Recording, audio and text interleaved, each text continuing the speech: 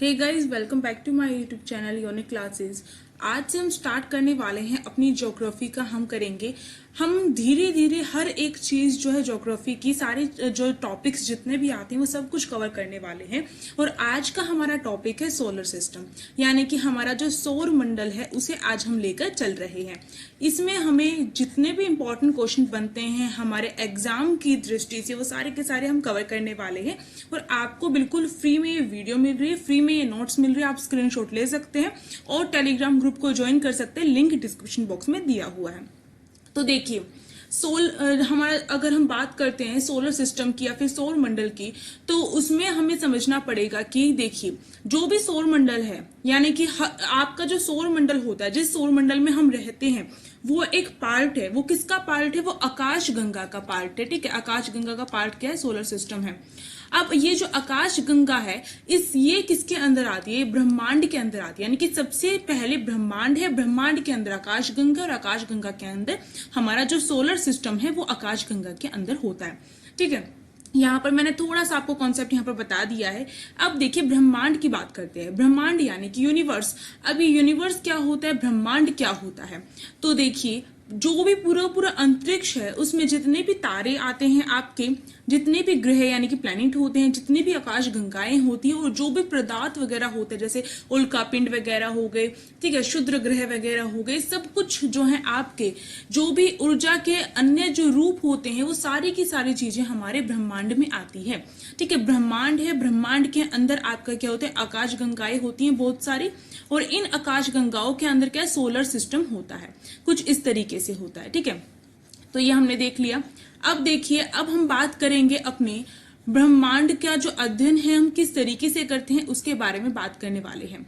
तो देखिए, जो ब्रह्मांड का अध्ययन है, हम जब ब्रह्मांड का अध्ययन करते हैं तो उसे ब्रह्मांड विज्ञान कहा जाता है। ठीक है, कॉस्मोलॉजी कहा जाता है। आपको ध्यान रखना है, कई बार ये जो अलग अलग जो परीक्षाएं होती है उसमें पूछा भी जाता है। ये हर किसी, चाहे आप कोई भी टीचिंग एग्जाम की जो प्रेपरेशन है वो कर रहे हैं, जीके के लिए, आप जनरल नॉलेज के लिए कर रहे हैं, यूपीएससी के लिए कर रहे हैं, सीटेट के लिए कर रहे हैं, किसी भी एग्जाम के लिए कर रहे हैं, ज्योग्राफी का जो पोर्शन होता है वो सेम होता है। ठीक है, अब देखिए, कॉस्मोलॉजी जो है आपका, जैसे मैंने कहा, ब्रह्मांड का अध्ययन कॉस्मोलॉजी कहलाता है। और इसे हम पढ़ने के लिए इसे दो पार्ट्स में डिवाइड कर लेते हैं, कॉस्मोस और लोजोस। ठीक है, तो कॉस्मोस जो है आपका यूनिवर्स यानी कि ब्रह्मांड, लोजोस यानी कि टू स्टडी, यानी कि उसकी ब्रह्मांड की स्टडी करना, ब्रह्मांड का अध्ययन करना। अब देखिए, जो ब्रह्मांड की जो उत्पत्ति है वो किस तरीके से हुई है उसके बारे में काफी थ्योरी दी गई, और इसमें से एक जो थ्योरी है जो बिल्कुल सही तौर पे बताती है कि ब्रह्मांड की यानी कि यूनिवर्स की उत्पत्ति किस तरीके से हुई है, वो थ्योरी है बिग बैंग थ्योरी। आपको ध्यान रखना है, और इससे लेकर जो क्वेश्चन है वो काफी बार पूछे जाते हैं, बिग बैंग थ्योरी। अब बिग बैंग जो थ्योरी है वो किस, मतलब कि ये जो थ्योरी है ये किसके बारे में बता रही है? ब्रह्मांड की उत्पत्ति के बारे में बता रही है। किसने दी है? ये जॉर्ज लेमेंटियर है, इन्होंने दी है। कहाँ के रहने वाले हैं? ये बेल्जियम के खगोल शास्त्री हैं ये। तो इंपॉर्टेंट है ये बिग बैंग थ्योरी के बारे में, जितना मैंने यहाँ पर आपको बताया है इसके बारे में। अब हम आगे देखेंगे और हमें आगे डिस्कस करना है कि एक जो आपका जो ब्रह्मांड में जो ब्रह्मांड है उसमें पाए जाने वाले जो खगोलीय पिंड है उसमें सबसे बड़ा जो समूह अगर नाम पूछा जाता है तो वो आपका है लाइमन अल्फा बॉल्स। ठीक है, ये आपको ध्यान रखना है। ब्रह्मांड में जो खगोलीय पिंड होते हैं उसमें सबसे बड़ा समूह जो है उसका नाम पूछा जाए तो ये आपका लाइमन अल्फा बॉल्स जो है उसका नाम है। अब हम गैलेक्सी के बारे में देखेंगे। अब ये गैलेक्सी क्या होता है? जैसे मैंने कहा था, यूनिवर्स है, यूनिवर्स के अंदर आकाश गंगा को ही गैलेक्सी कहा जाता है। और आकाश गंगा गैलेक्सी के अंदर क्या होता है? सोलर सिस्टम होता है। अब देखिए, गैलेक्सी के बारे में जान लेते हैं, क्योंकि हम सोलर सिस्टम पढ़ने वाले हैं तो उससे पहले वाले जो चरण है, जो उससे पहले वाले जो स्टेप है कि हमारा सोलर सिस्टम कहाँ पर है, उसके बारे में पता होना जरूरी है। देखिए, जो गैलेक्सी है वो क्या होती है? वो तारों, गैसीय जो बादल होते हैं जिसके अंदर मुख्यतः आपके हाइड्रोजन जो गैस से बने हुए जो बादल होते हैं वो आ जाते हैं। ग्रहों का जो एक संग्रह होता है, यानी कि जो प्लैनेट्स वगैरह होते हैं उनका जो एक संग्रह, यानी कि जो सोलर सिस्टम, वो इसके अंदर आ जाता है। ठीक है, ये सारे की सारी चीजें जो होती है गैलेक्सी के अंदर होती है। और ये एक दूसरे से कैसे जो है जुड़ी हुई रहती है? ये गुरुत्वाकर्षण यानी कि आपका जो ग्रेविटेशनल फोर्स होता है उसकी वजह से जुड़ा रहता है। एक क्वेश्चन यहाँ पर हमारा कवर होता है कि ये हमारा प्लैनेट है, ठीक है, मान लीजिए ये हमारा जो है सोलर सिस्टम है, इसमें जो प्लैनेट होते हैं वो कैसे, यानी कि उनके जो ऑर्बिट होते हैं वो अलग अलग कैसे होते हैं। तो इसके पीछे जो है एक रीजन यहाँ पर यही है कि ये जो है ये सारे के सारे क्या है, जो ग्रेविटेशनल फोर्स होता है, जो गुरुत्वाकर्षण बल होता है, उसकी वजह से जो है इस तरीके से जो है अपने ही ऑर्बिट पे चलते हैं। ठीक है, तो ये हमने कवर कर लिया। अब देखिए जो आकाश गंगा होती है, एक आकाश गंगा में खगोलीय पिंड एक केंद्रीय जो पिंड के चारों ओर क्या है चक्कर लगाता है, घूमता है। यानी कि आकाश गंगा में जो खगोलीय पिंड होता है वो क्या करता है, एक केंद्रीय, यानी कि जैसे हमारे यहाँ पर भी जो सोलर सिस्टम है, हमारा जो सोलर सिस्टम है उसमें सन यहाँ पर ये है, ठीक है, और इसके चारों तरफ क्या करते हैं, जितने भी प्लैनेट हैं वो क्या करते हैं, चक्कर लगाते हैं। तो यही चीज यहाँ पर बताई गई है। आप देखिए जो ब्रह्मांड होता है, जो यूनिवर्स होता है, उसमें लगभग अगर बात की जाए कि आकाश गंगा कितनी पाई जाती है, लगभग 200 अरब जो आकाश गंगाएं हैं वो होती हैं यूनिवर्स में। ठीक है, और ये हम इस तरीके से भी लिखते हैं इसे 2 × 10⁻11 आकाश गंगा। तो कई बार ऑप्शन में ये भी मिल सकता है और कई बार ऑप्शन में आपको जो है ये जो 200 अरब है ये भी मिल सकता है। ठीक है, और हर एक आकाश गंगा में कितने तारों का समूह होता है आपको ध्यान रखना, 200 अरब तारे पाए जाते हैं हर एक आकाश गंगा में। ठीक है, सबसे पास में आकाश गंगा कौन सी है अर्थ के, वो हमें देखना है। यानी कि जो हमारा अर्थ प्लैनेट है उसके पास में सबसे पास में उसकी आकाश गंगा कौन सी है, वो एंड्रोमेडा आकाश गंगा है। और हमारी कौन सी है, हमारी जो है मिल्की वे जो आकाश गंगा है, जिसमें हमारा जो सोलर सिस्टम है वो होता है। ठीक है, आपको ध्यान रखना है। अब देखिए 3 प्रकार की जो आकाश गंगाएं हैं वो होती है दीर्घवृत्ताकार, जो दीर्घवृत्ताकार का मतलब है इस तरीके से, ठीक है, स्पाइरल और इरेगुलर, यानी कि जिसकी शेप ही नहीं होती है, इस तरीके से 3 तरीके से डिवाइड की जाती है जो आकाश गंगाएं होती हैं। अब देखिए, अब हम देखेंगे एक एक करके सारे प्लैनेट्स के बारे में। जैसे हमने देख लिया कि हमारी जो आकाश गंगा जिस गैलेक्सी में हमारा सोलर सिस्टम है वो कौन सी है, मिल्की वे है। अब सोलर सिस्टम है तो सोलर सिस्टम के बारे में हमें बात करनी है और इसमें हमें सबसे पहले जो है कुछ टर्म्स वगैरह जाननी होंगी, जैसे प्लैनेट किसे कहा जाता है, ठीक है, क्षुद्र ग्रह क्या होते हैं, उल्का पिंड क्या होते हैं, इस तरीके से सारी चीजें कवर करनी है। तो प्लैनेट के बारे में देखिए, जितने भी प्लैनेट होते हैं वो क्या है एंटी क्लॉकवाइज क्या करते हैं, सूर्य का चक्कर लगाते हैं। यानी कि प्लैनेट कौन हुआ, जो सूर्य का चक्कर लगाएगा। ठीक है, ये सूर्य है तो इसका जो चक्कर लगाते हैं जितने भी ग्रह होते हैं वो क्या है एंटी क्लॉकवाइज चक्कर लगाते हैं। यानी कि सूर्य की उल्टी दिशा में क्या करते हैं, चक्कर लगाते हैं सूर्य का। ठीक, और ये क्या है, बस इसमें दो ऐसे प्लैनेट हैं जिनको छोड़कर सारे के सारे जो प्लैनेट्स हैं वो सूर्य का क्या करते हैं, एंटी क्लॉकवाइज चक्कर लगाते हैं। और 2 प्लैनेट ऐसे कौन से हैं, क्योंकि जो अलग होता है वहीं से क्वेश्चन पूछा जाता है। ठीक है, हमारे जो टोटल प्लैनेट्स उनमें से 2 ऐसे प्लैनेट है, यानी कि 2 कौन से, वीनस और यूरेनस। वीनस यानी कि शुक्र ग्रह और यूरेनस यानी कि अरुण ग्रह। इसे कैसे याद रखोगे, देखो यूवी रेज जो होती है वो आपको पता है यूवी रेज जो होती है। ठीक है, तो यूवी हम इसे देख सकते हैं, यू से हमारा यूरेनस हो गया, वी से हमारा क्या हो गया, वीनस हो गया। इस तरीके से आप याद कर सकते हो। ये 2 ऐसे ग्रह हैं जो क्या करते हैं, क्लॉक वाइज चक्कर लगाते हैं, बस आपको ध्यान रखना है। और बाकी सारे के सारे ग्रह क्या है एंटी क्लॉकवाइज चक्कर लगाते हैं, जिसमें हमारी जो अर्थ है वो भी आती है, इंक्लूड होती है। अब देखिए टोटल जो प्लैनेट हैं हमारे सोलर सिस्टम में, टोटल प्लैनेट कितने हैं, टोटल प्लैनेट 8 हैं। ठीक है, इसमें से 4 जो है वो आंतरिक ग्रह कहलाए जाते हैं और 4 जो है बाहरी ग्रह कहे जाते हैं। अब आंतरिक ग्रह क्या होते हैं, आंतरिक ग्रह के कुछ और नाम भी हैं, यानी कि जो सूर्य के पास में, सूर्य के नजदीक में है, शुरुआती वो 4 जो ग्रह हैं उन्हें क्या कहा जाता है, आंतरिक ग्रह कहा जाता है। इनके कुछ और नाम भी है, जैसे कि स्थलीय ग्रह, चट्टानी ग्रह। ठीक है, किसी भी तरीके से आपसे क्वेश्चन पूछा जा सकता है। तो हर एक चीज जो मैंने यहाँ पर लिखी है वो हर एक चीज इंपॉर्टेंट है आपके लिए।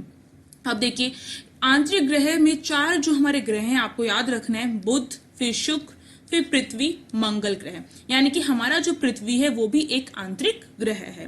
अब 12 ही ग्रह की बात कर रहे हैं तो यानी कि इसके बीच में कुछ आ जाता है और उसके बाद जो है हमारे जो 4 ग्रह और होते हैं उन्हें 12 ही ग्रह कहा जाता है, इन चारों को। ठीक, तो ये देखिए इसके कुछ और नाम भी है 12 ही ग्रह के, जैसे जोवियन ग्रह और गैसीय ग्रह। और इसमें कौन कौन से 4 ग्रह आते हैं, हमारे शनि, बृहस्पति, ठीक है, और अरुण, और फिर उसके बाद वरुण। ठीक है, ये हमारे 4 ग्रह होते हैं। तो आपको याद होना चाहिए कि आंतरिक ग्रह कौन सा है और फिर आपको याद होना चाहिए 12 ग्रह कौन कौन से हैं, उनके क्या क्या नाम हैं। अब देखिए उल्का पिंड की बात कर रहे थे हम कि उल्का पिंड होता क्या है। तो देखिए क्षुद्र ग्रहों के टुकड़े और धूमकेतु द्वारा छोड़े गए धूल के जो कण होते हैं उनको ही उल्कापिंड कहा जाता है। यानी कि क्षुद्र ग्रह के जो टुकड़े होते हैं और जो धूमकेतु जो क्या करता है, जो भी धूल के कण छोड़ता है, वो सारे के सारे उल्कापिंड होते हैं। अब क्षुद्र ग्रह की बात करते हैं क्योंकि यहाँ पे क्षुद्र ग्रह के बारे में कहा गया है। तो देखिए क्षुद्र ग्रह क्या है, मंगल और बृहस्पति के बीच में जो भी छोटे छोटे आकाशीय पिंड होते हैं उन्हें सूर्य की प्रक्रिया जो है वो साथ साथ में करते हैं, उनको ही क्षुद्र ग्रह कहा जाता है।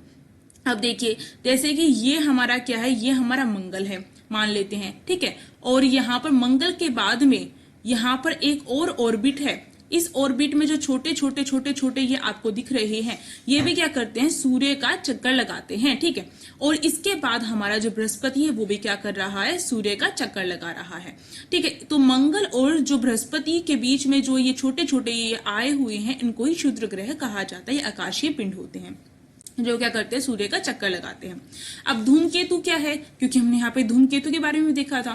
तो सौर मंडल का जो छोर, वहां जो अरब और बिलियन पिंड होते हैं, यानी कि सौर मंडल के छोर पर, यानी कि सौर मंडल का जो छोर होता है उस पे जो अरब बिलियन जो पिंड होते हैं उनको ही धूमकेतु कहा जाता है। अब देखिए कभी भी आपने ये देखा है, कभी भी आपने ये सुना है कि टूटते हुए तारे से विश मांगते तो वो पूरी हो जाती है। क्या वो एक टूटता हुआ तारा है? तारा कभी टूटता है नहीं। देखिए वो हमारा उल्का पिंड होता है। जब हम देखते हैं कि टूटता हुआ तारा गिरता हुआ दिखाई दे रहा है और फिर वो गुम हो जाता है, तो वो क्या होता है, वो उल्का पिंड होता है। उल्का पिंड कई बार क्या करता है, क्या होता है, कई बार वो हमारी अर्थ में क्या आ जाता है, ठीक है। उल्कापिंड कई बार हमारी अर्थ में आ जाता है, पृथ्वी पर आ जाता है, और हमारी पृथ्वी का जो एटमॉस्फेयर होता है वो क्या होता है, उसकी वजह से जो ये आग का गोला उल्कापिंड है, जब वह हमारे अर्थ पे आता है तो एटमॉस्फेयर से टकराने की वजह से धीरे धीरे क्या होता है, आग का गोला ठंडा हो जाता है और बीच में ही खत्म हो जाता है। और कई बार क्या होता है, ये कहीं ना कहीं पृथ्वी पर गिर जाता है और वहां पर क्या होता है, गड्ढे वगैरह हो जाते हैं। तो ये होता है उल्कापिंड, आपको ध्यान रखना है। अब देखिए, अब हम आगे देखेंगे बुध यानी कि मरकरी के बारे में देखने वाले हैं।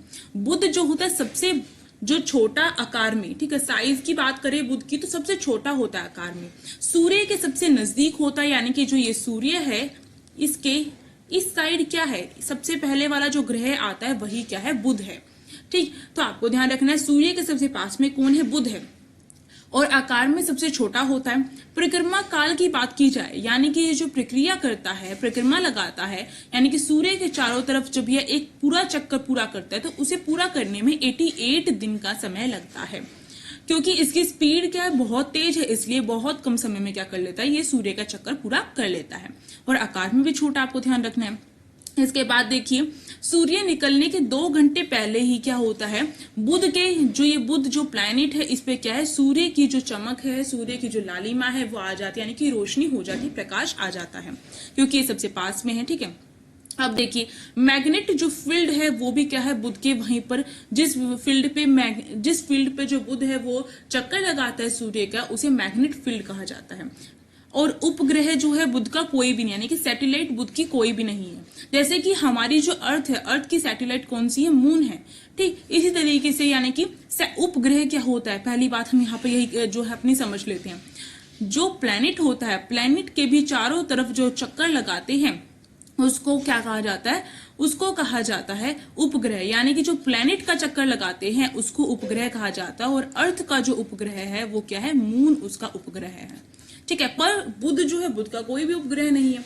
अब देखिए वातावरण की अनुपस्थिति के कारण क्या है, यहाँ पर जो तापमान होता है बहुत कम होता है। अब आप कहेंगे सन के इतने पास में क्या है, सन ये है, ठीक है, इसके इतने पास में जो है बुध ग्रह है, और फिर भी जो है उसका तापमान टेम्परेचर कम क्यों है, क्योंकि उसका जो एटमॉस्फेयर है वो कुछ इस तरीके का है कि जो सन की जो गर्मी जाती है, तापमान जाता है, ये अपने अंदर स्टोर करके नहीं रख सकता, और इस वजह से जो है बुध जो होता है वहां पर तापमान जो होता है, उस बुध प्लैनेट में, मरकरी में जो तापमान होता है वो कम होता है।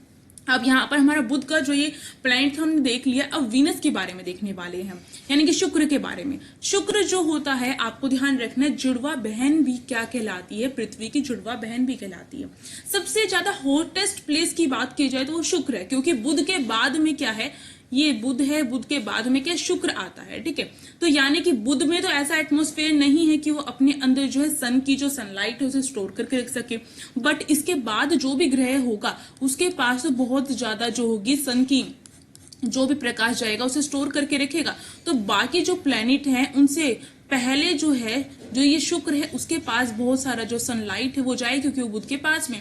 अगर खुद भी देखिए, अगर आप आग जलाकर बैठते हैं सर्दियों के टाइम पे, तो जो इंसान उस आग के बिल्कुल पास में होता है वो बिल्कुल तप जाता है, और जो थोड़ा दूर होता है उसे थोड़ी थोड़ी जो है गर्मराहट मिलती है। तो इसका मतलब जो पास में होगा सन के, उसे क्या है, वो हॉटेस्ट होगा। तो बुध तो है नहीं, पर उसके बाद कौन आ रहा है, शुक्र आ रहा है, तो इसलिए हॉटेस्ट प्लेस कहलाया जाता है। इस पे जो टेम्परेचर होते हैं वो 475 डिग्री सेल्सियस तक का टेम्परेचर पाया जाता है शुक्र पर। ठीक है, अब यहाँ पर एक और इम्पोर्टेंट है, जो शुक्र है उसे मॉर्निंग एंड इवनिंग स्टार भी कहा जाता है। यानी कि शुक्र का जो दूसरा नाम है मॉर्निंग और इवनिंग स्टार है। क्यों है? क्योंकि ये इसी तरीके से चमकता है, क्योंकि ये हॉटेस्ट प्लेस है, इस वजह से। ठीक है, तो ये जुड़वा बहन है और मॉर्निंग एंड इवनिंग स्टार भी कहलाया जाता है। सूर्य और चंद्रमा के बाद अगर चमकने वाला, जो सबसे चमकने वाला ग्रह है वो कौन है? वो शुक्र है। इसी वजह से उसे मॉर्निंग एंड इवनिंग स्टार भी कहा जाता है। ठीक है, अब देखिए, कोई भी इसका उपग्रह नहीं, यानी कि ना तो बुध का कोई उपग्रह है, ना ही शुक्र का कोई उपग्रह है, यानी कि सैटेलाइट नहीं है। अब ये देखिए, ये क्लॉकवाइज घूमते हैं। जैसे मैंने कहा था कि जो यूरेनस, यानी यूवी याद रखना है आपको, यूरेनस और वीनस, ये दोनों के दोनों क्या है, क्लॉकवाइज घूमते हैं, और सारे के सारे प्लैनेट क्या है, एंटी क्लॉकवाइज जो है चक्कर लगाते हैं सूर्य का। तो ये इसका आपको इंपॉर्टेंट जो है याद रखना है। ठीक है, अब देखिए, अब अगला हमारा जो है पृथ्वी है। पृथ्वी के बारे में देख लेते हैं, हमारा ही है ये। थर्ड नियरेस्ट प्लैनेट जो है वो क्या है, सन के, यानी कि तीसरा सबसे नजदीक वाला जो प्लैनेट है वो कौन है, सन है। अब इसका परिक्रमण काल क्या है, यानी कि सूर्य का एक चक्कर वो कितने टाइम में पूरा करता है, पृथ्वी कितने टाइम में पूरा करती है? 365 दिन 6 घंटे। आपको ध्यान रखना है, ये इसका टाइम है, और इसे हम 365 दिन कह देते हैं। और पूरा अगर विस्तार से देखिए तो 365 दिन 5 घंटे 48 मिनट और 46 सेकंड। कई बार ये पूरा का पूरा लिखा हुआ मिलता है आपको, तो इसलिए आपको जो है इसका डीप में भी आपको याद होना चाहिए। अब इसके बाद देखिए, इसकी जो सतह है वो 71% तक वहां पर जल है। इस वजह से पृथ्वी को हम नीला ग्रह भी कहते हैं। ठीक है, आपको पता है अपनी पृथ्वी के बारे में, तो पता ही हमें। और दूर से अंतरिक्ष से जो पृथ्वी है वो नीली दिखाई देती है, इसी वजह से। केवल जो पृथ्वी है उसका एक उपग्रह है, जिसका नाम क्या है, चंद्रमा, यानी कि मून। ठीक है, अब देखिए, सोलर ईयर जो होता है, ये भी एक क्वेश्चन बनता है, सोलर ईयर किसे कहते हैं, सौर वर्ष किसे कहते हैं? पृथ्वी अपनी एक्सिस पर सूर्य का जो चक्कर एक वर्ष में काटती है उसे सोलर ईयर कहते हैं। यानी कि पृथ्वी क्या करती है, अपनी एक्सिस पर, मानिए ये पृथ्वी है और इस तरीके से थोड़ी टेढ़ी है, ठीक है, झुकी हुई है, कितने 33.5 डिग्री पर ये क्या है, झुकी हुई है। तो ये इसका एक्सिस है, ये साउथ हो गया, ये नॉर्थ हो गया, और ये क्या कर रही है, इसी पर क्या कर रही है, एंटी क्लॉकवाइज क्या कर रही है, चक्कर लगा रही है, यानी कि इस तरीके से लगा रही है। तो ये जो चक्कर अपनी एक्सिस पे यहाँ पे घूमी, फिर थोड़ी सी आगे गई, फिर यहाँ पर फिर से घूमी अपने चारों तरफ, फिर आगे गई, इस तरीके से। सोलर जो ईयर है वो क्या कहलाता है, जब अपनी एक्सिस पे पृथ्वी घूमकर सूर्य का चक्कर लगाती है उसे सोलर ईयर कहा जाता है।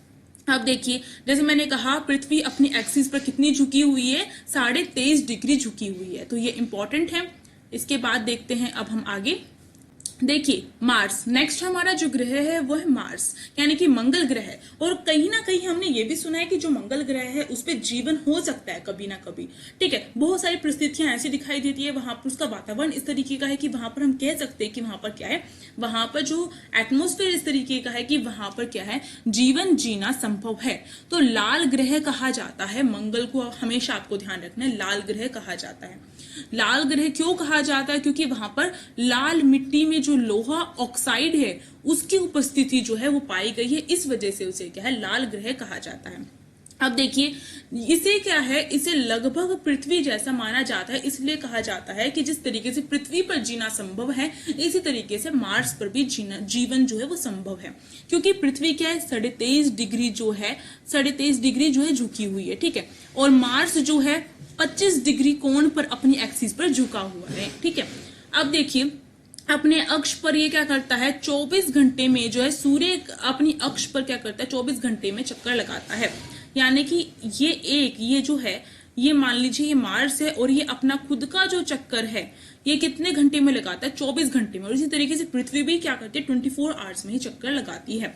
अब देखिए जो मार्स है उसके कितने उपग्रह हैं, कितनी सैटेलाइट है, इसकी 2 सैटेलाइट हैं, फोबस और डेमोस। आपको ध्यान रखना है डेमोस जो है इंपॉर्टेंट है। डेमोस जो है पूरे सोलर सिस्टम में सबसे छोटा उपग्रह कहा जाता है, ठीक है।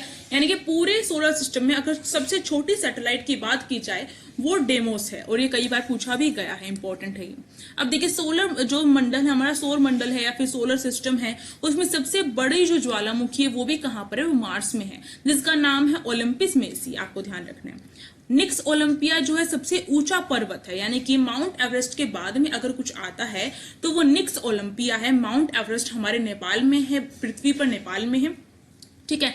तो 3 गुना जो ऊंचा है माउंट एवरेस्ट से, 3 गुना ऊंचा जो है निक्स ओलंपिया, और वो कहां पर है, वो भी मार्स में है। तो इस वजह से ये हमने इसकी देख ली है। अब देखिए जुपिटर के बारे में देख लेते हैं हम जल्दी से, और इसके बाद हम जो है नेक्स्ट वीडियो में क्या करेंगे, इसको कवर करेंगे इस लेक्चर को। जुपिटर जो है सबसे लार्जेस्ट प्लैनेट है और सबसे लार्जेस्ट जो उपग्रह है इसके पास है। यानी कि सबसे बड़ा उपग्रह अगर कहा जाए किसका है, वो जुपिटर का है। यानी कि जो प्लैनेट होता है उसका जो चक्कर लगाता है वो क्या है, ये उपग्रह कहा जाता है। जैसे मैंने आपको बताया था, जिस तरीके से प्लैनेट जो है सन का चक्कर लगाते हैं उसी तरीके से प्लैनेट का भी कोई चक्कर लगाते हैं, उसको जो है सैटेलाइट कहा जाता है। और सबसे बड़ी जो सैटेलाइट है किस प्लैनेट के पास में, जुपिटर के पास है। और सबसे बड़ा प्लैनेट कौन है साइज वाइज भी, ठीक है, तो वो है हमारा जुपिटर। आपको ध्यान रखना है। और इस वजह से इसको क्या है, विंटर प्लैनेट भी कहा जाता है। आपको ध्यान रखना है। अब देखिए पीला ग्रह जो है वो भी इसका एक नाम है जुपिटर का, और सबसे ज्यादा उपग्रह, सबसे बड़ा जो उपग्रह वो भी जुपिटर का है, और सबसे ज्यादा उपग्रह यानी सबसे ज्यादा सैटेलाइट, जैसे हमने देखा कि मार्स के पास 2 सैटेलाइट हैं, तो जुपिटर के पास 63 सैटेलाइट हैं, पृथ्वी की 11 गुना, ठीक है। तो ये देखिए, और सबसे बड़ा जो हमने अभी बात की थी कि सबसे बड़ी जो सैटेलाइट है, सबसे बड़ा जो उपग्रह वो जुपिटर के पास है, तो उसका नाम क्या है, वो गैनीमेड नाम है उसका, ठीक है। सबसे बड़े उपग्रह का नाम क्या है, गैनीमेड, और वो किसका उपग्रह है, वो जुपिटर का उपग्रह है। और यहाँ पर हमने अपना जो पार्ट 1 है इसमें हमने ये सारी चीजें देख ली हैं। अब जो हमारा नेक्स्ट पार्ट आएगा उसमें हम चीजें कवर करेंगे। तो अगर वीडियो अच्छी लगी तो लाइक कर सकते हो, शेयर कर सकते हो और सब्सक्राइब कर सकते हो, टेलीग्राम ग्रुप को ज्वाइन कर सकते हो, लिंक डिस्क्रिप्शन बॉक्स में है। अब हम मिलेंगे नेक्स्ट क्लास में, तब तक के लिए ऐसे ही पढ़ते रहिए। Thank you for watching this video.